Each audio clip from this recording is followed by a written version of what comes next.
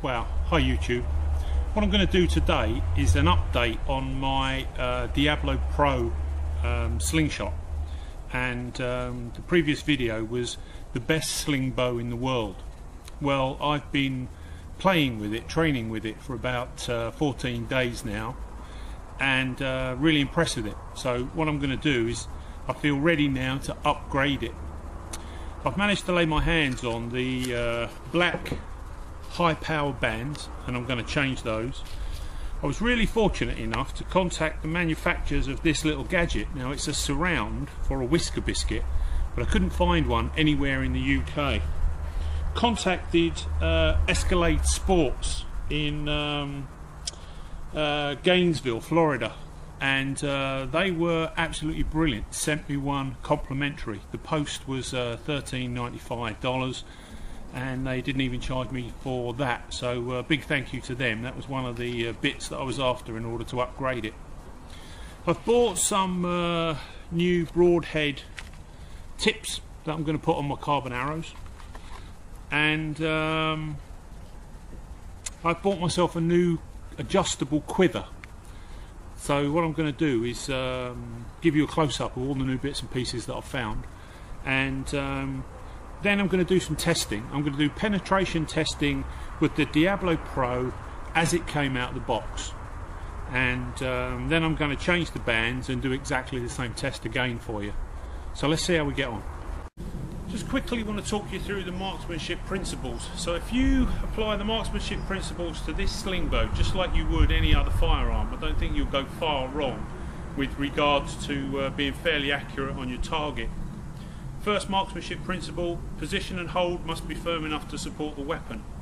So let's push the pistol grip deep into our palm, wrap our fingers around the grip nice and tightly, point it towards the target naturally. So no excessive force. I've got a good position. My right leg is slightly forward because I'm right-handed. My knees slightly braced. You know, perhaps your traditional boxer's stance. Position and hold must be firm enough to support the weapon. Second marksmanship principle: weapon must point naturally at the target without any physical effort or strain. No dragging your body round to an oblique angle. You know, I can already feel the twist in my right knee and it's uncomfortable. Point the weapon naturally at the target without any physical effort or strain. Third marksmanship principle: sight alignment, i.e. aiming, must be correct. What we're talking about is a line from the centre of your eye through your, in this case, whisker biscuit, and then on to the point of aim on the target.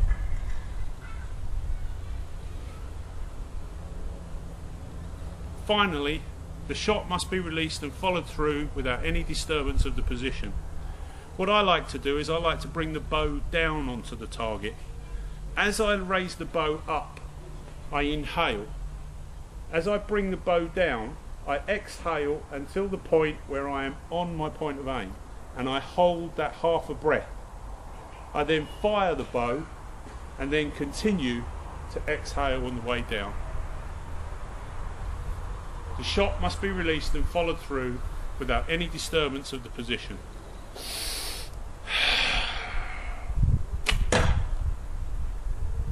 That's the marksmanship principles. If you apply those, sooner or later, with a little bit of practice, you're going to be a good shot. Okay YouTube, this is the first penetration test. The Diablo Pro straight out the box with the standard power bands on it. I'm using these 4-pint milk containers. What I've done is just cleaned them out and filled them up with water. I think they're a pretty good representation of small game, in that you've got a harder shell, which obviously represents the skin, and then the resistance of the carcass, and in this case you've got the resistance of the water within the container. But there are 4 containers there, one behind the other. Let's see how we get on with the penetration test. It's going to be done from 5 meters.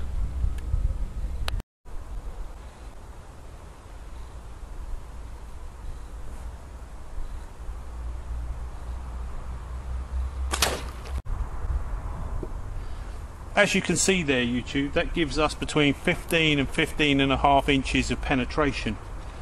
I'm sure you'll appreciate that that would go clean through most small game. What I'm going to do now is to change the bands on the Diablo Pro to the high power black bands and do the same test again.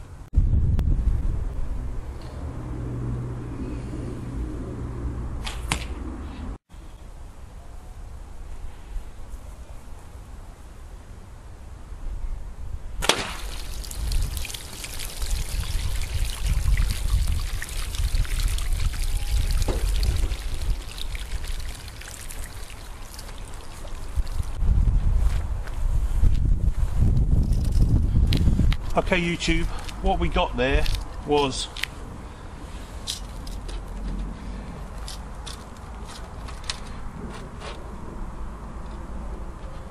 (23.5 inches) of penetration. You know, a good 8 inches further into the animal or the game. So that's a big step up. You know, the black power bands are a big step forward, and obviously in my opinion worth the money. Cheers YouTube. Okay YouTube, so I've changed the bands on the Diablo Pro and I've now put the high power black bands on.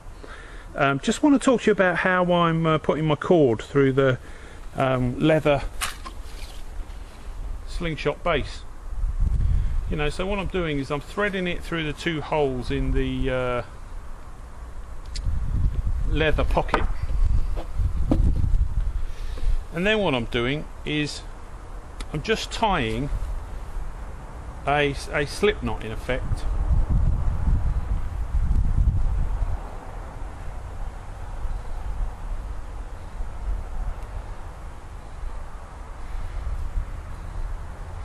Okay, now that gives me a good knot to hold on to and get a good draw on the power bands, but it also gives me a location to put the nock of the arrow. Now, I did try Dave Canterbury's golf tee setup, but in truth, even Dave walked away from it but didn't quite tell us why. And I think the reason was that the golf tee was slightly wider than the hole in the whisker biscuit, and so what it did is it lost an awful lot of momentum. There's an awful lot of resistance in the whisker biscuit as the golf tee went through, so it really did slow the arrow down in flight. You know, so he has gone back to this system, and I think that this is the best way to set your Slingbow up.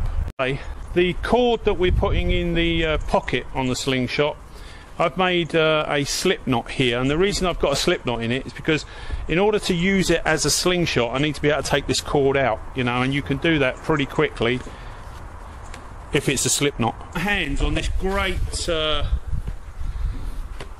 quiver, and what it is a plastic tube, very simply, but the length of it is adjustable, so it will take, you know, from 22 inch arrows right up to well in excess of 30 inches. I thought it was a very clever gadget.